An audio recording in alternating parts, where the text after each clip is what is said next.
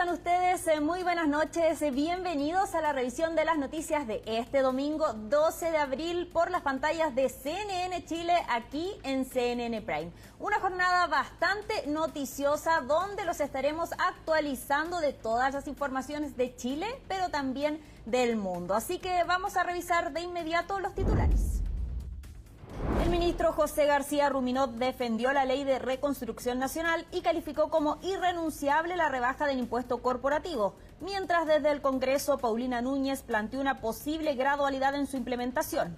En paralelo, Cristian Poduje advirtió que no habrá recursos sin la ley y el presidente José Antonio Kast alista una cadena nacional que se presentaría esta semana. El presidente Donald Trump ordenó un bloqueo naval inmediato en el estrecho de Hormuz, tras el fracaso de las conversaciones con Irán por su negativa a ceder en su programa nuclear. La medida busca impedir el tránsito de buques y desminar la zona, para evitar que Teherán utilice esta ruta estratégica como herramienta de presión. Y el italiano Yannick Sinner derrotó a Carlos Alcaraz en la final del Máster de Monte Carlo y le arrebató el número 1 del mundo. Con este triunfo suma su tercer título Máster 1000 consecutivo y consolida su dominio en el circuito. Y ya se lo adelantábamos en titulares, el ministro secretario general de la Presidencia, José García Ruminot, defendió el plan de ley de reconstrucción nacional y calificó como irrenunciable la rebaja del impuesto corporativo para el éxito del gobierno del presidente José Antonio Kast.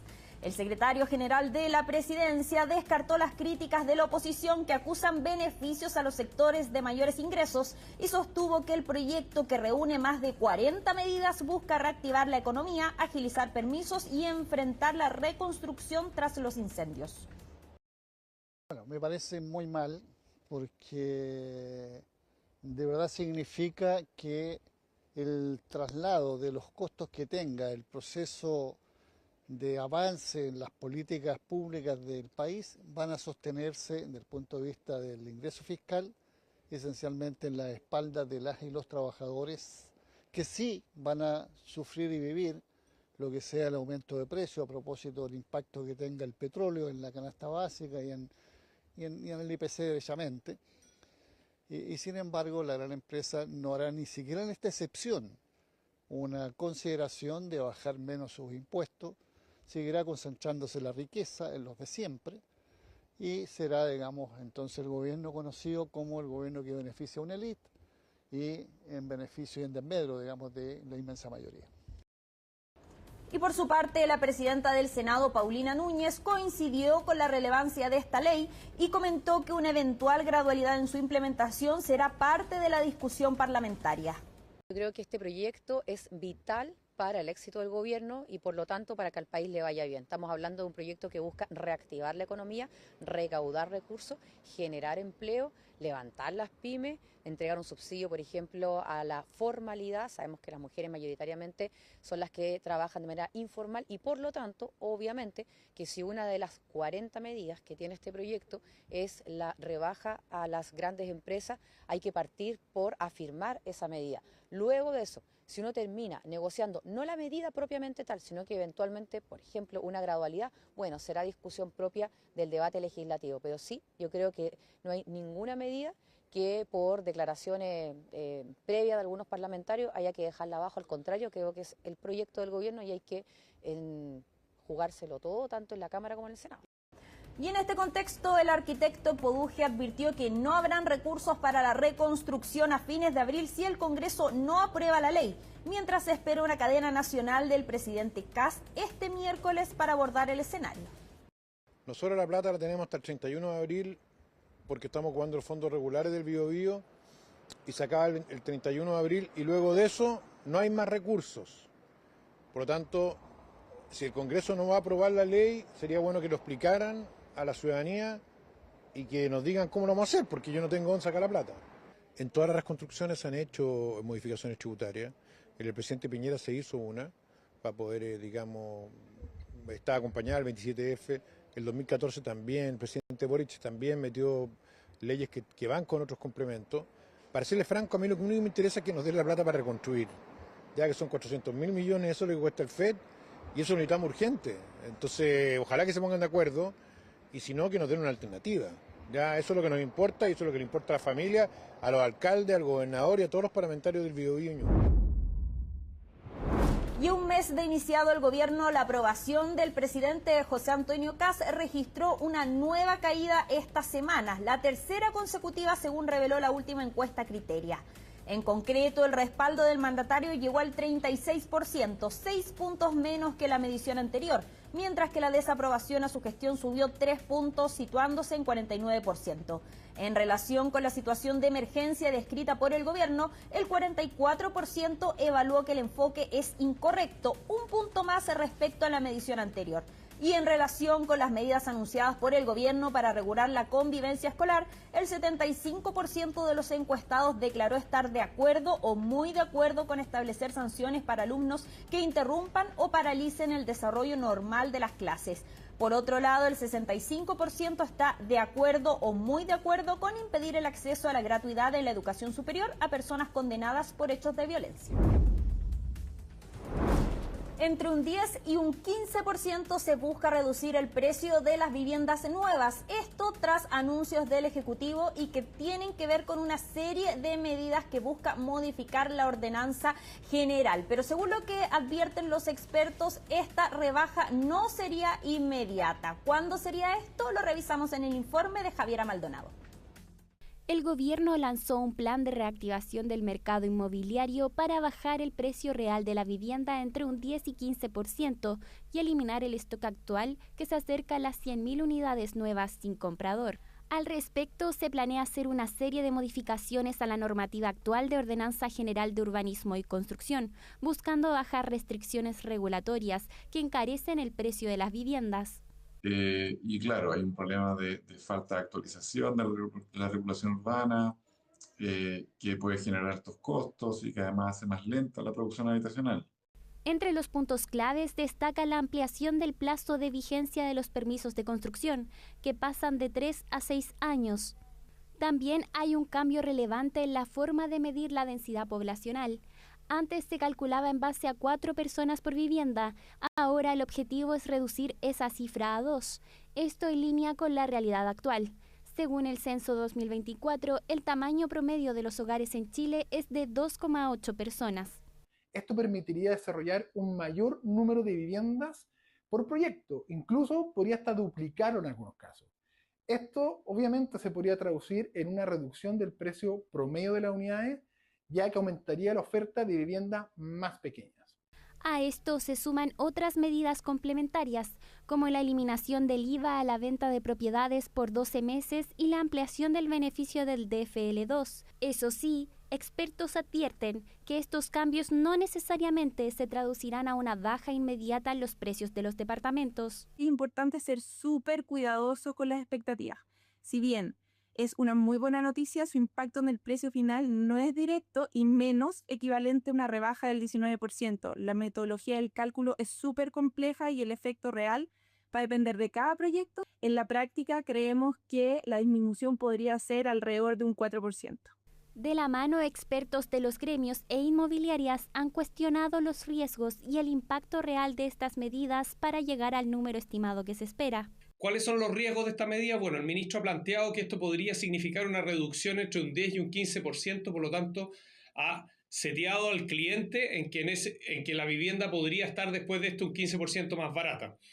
Y esto lo va a hacer a través de flexibilización en algunas normas urbanísticas. En general, el precio del terreno incide en un 13%, por lo tanto, por mucho que flexibilice la norma urbanística, nunca vamos a llegar solo con eso al 15% de descuento. En este momento, las modificaciones a la normativa están en un proceso de consulta ciudadana que terminará el 26 de junio y se presentará al MIMBU, donde se verá el resultado de estos ajustes que forman parte del proyecto de reconstrucción nacional de gobierno. Y la incertidumbre sobre el conflicto en el Medio Oriente obligó a los expertos a reconfigurar sus proyecciones económicas. Ahora proyectan una mayor inflación y un menor crecimiento para este 2026. Pilar Gutiérrez lo explica en el siguiente informe. Menor crecimiento y mayor inflación. Así ajustó el mercado sus perspectivas económicas para el año. Y es que en el último mes el escenario internacional cambió fuertemente, empujando el precio del petróleo en torno a los $100 el barril y reconfigurando las proyecciones, sobre todo para el IPC del año. Es bastante probable que la inflación siga una tendencia creciente. En el corto plazo ya vimos un efecto relevante en el mes de marzo. Ahora hay una suerte de tregua.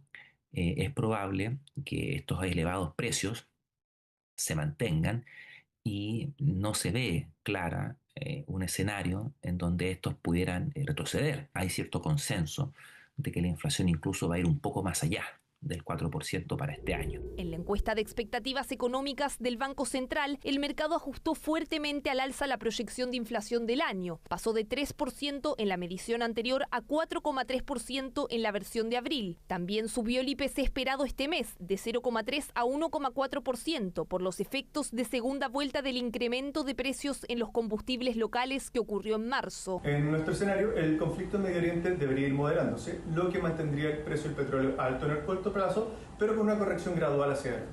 En este contexto, para abril proyectamos una inflación mensual de 1,6%, donde 3/4 sería explicada por el alza de los combustibles. Para mayo, anticipamos una inflación en torno a 0,2% a medida que comiencen a traspasarse las bajas de los precios internacionales a través de nuevos ajustes en los parámetros del mercado, tal como habría indicado el ministro de Hacienda.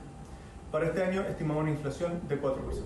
Sin embargo, la incertidumbre es elevada. La evolución de la inflación dependerá de qué ocurra con el precio del crudo luego de la tregua entre Estados Unidos e Irán. Si se estabiliza el petróleo, los efectos serían transitorios, pero si sigue elevado, los mayores costos en la cadena logística empezarían a traspasarse a los precios finales. Hasta ahora, en la última parte de la cadena, que el precio final todavía está contenida. De aquí a, no sé, un mes, 2 meses, a fines del próximo trimestre, ya vamos a tener productos que van llegando a costos más altos de transporte.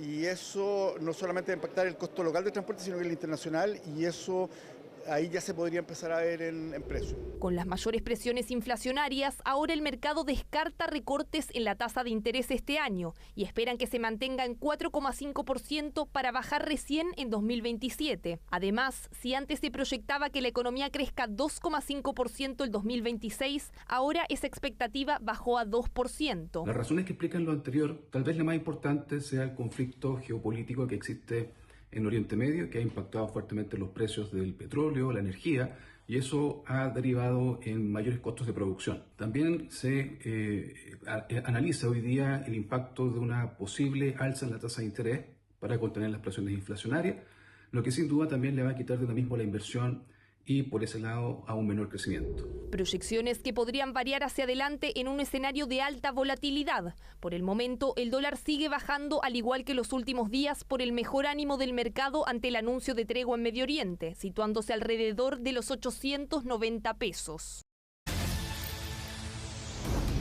Y en Noticias del Mundo, el presidente de Estados Unidos, Donald Trump, aseguró que bloqueará todos y cada uno de los buques que intenten entrar o salir del estrecho de Hormuz tras no alcanzar acuerdos con Irán en la reunión que se llevó a cabo en Pakistán.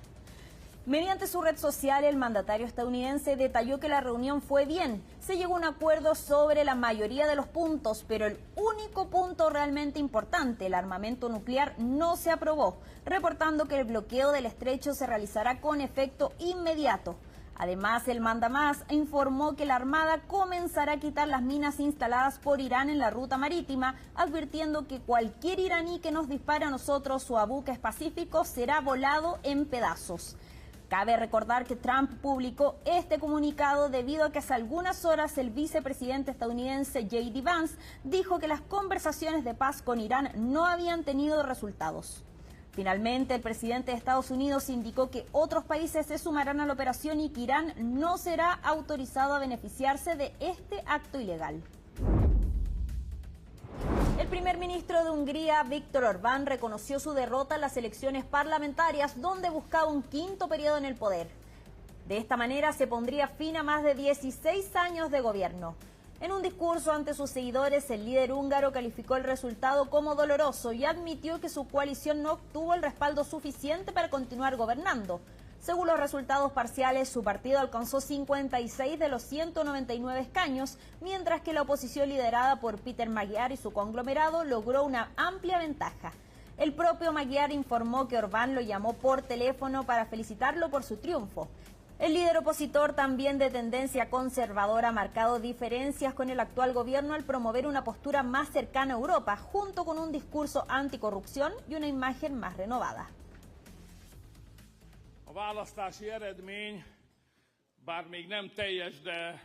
Queridos amigos, el resultado de las elecciones, aunque aún no está completo, es comprensible y claro. El resultado de las elecciones es doloroso para nosotros, pero está claro. No se nos dio la responsabilidad y la oportunidad de gobernar. Enhorabuena a la fiesta ganadora. 2.500.000 votantes confiaron en nosotros. Enviémosle un mensaje. Desde aquí nunca los defraudaremos. Y quizás no debería decirlo, ya que llevamos aquí juntos más de 30 años. Hemos vivido años duros y fáciles, hermosos y tristes. Pero hay algo que todos saben. En esta sala y en todo el país no nos daremos por vencidos. Nunca, pero nunca nos damos por vencidos. Y más cerca, en Perú se desarrollan elecciones presidenciales clave para cerrar una década de inestabilidad política con más de 27 millones de votantes convocados en las urnas. Los peruanos se enfrentarán a una papeleta inmensa que ya deben elegir entre 35 candidatos a la presidencia. Además, deberán emitir su sufragio para optar por senadores nacionales, senadores regionales, diputados y representantes para el Parlamento andino. Hemos venido a hacer la votación como corresponde, a la hora pactada. Estamos esperando y no nos abren la puerta. No tenemos una explicación lógica del por qué a una hora pactada y no se cumple. Nosotros somos personeros de una agrupación política. Estamos desde las 5:30 de la mañana para poder cumplir. Y no nos dejan entrar hasta el momento ni nos dan una respuesta correcta. Simplemente nos dice esperen. Estuvimos en la puerta lateral y nos dijeron esperen. Hasta ahorita ya llegaron los materiales sumamente tarde y nos indican ahorita que pregunto a qué hora vamos a entrar. Me dicen que espere. O sea, esa es una falta de respeto.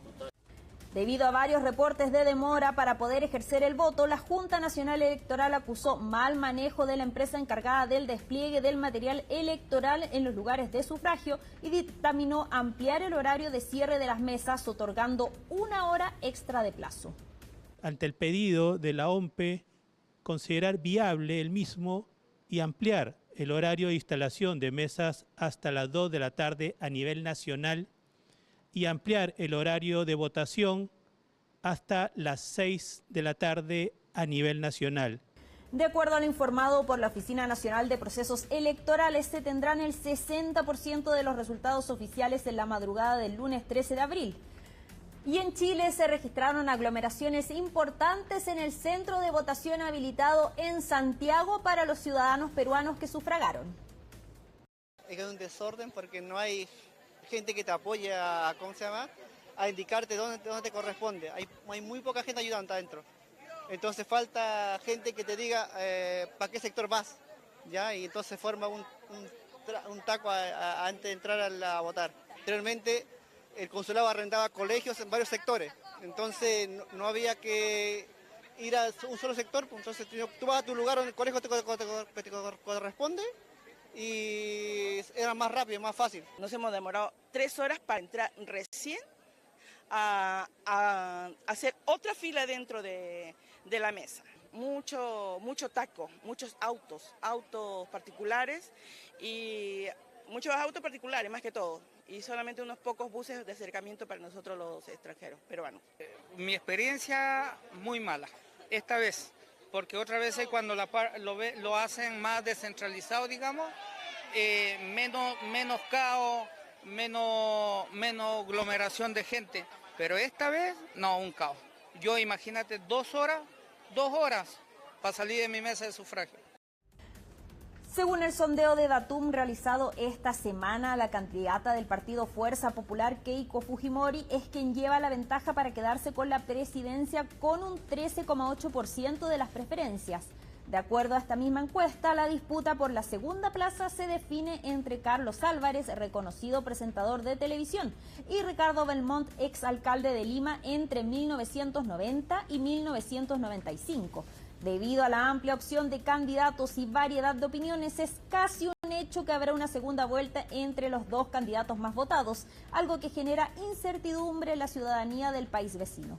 Esta segunda votación es calendarizada para el 7 de junio de este año. Este balotaje es de suma importancia para el país andino, ya que busca recuperar una línea política estable luego de una crisis institucional grave que tuvo como resultado el paso de 8 presidentes en los últimos 10 años, convirtiéndose en una de las etapas más endebles de la política peruana. Con estas informaciones terminamos esta edición de CNN Prime de este domingo 12 de abril. Los invitamos a seguir en la compañía de CNN Chile y a estar atentos a todas las actualizaciones y nuevas informaciones a través de nuestras redes sociales y nuestro sitio web cnnchile.com. Muy buenas noches.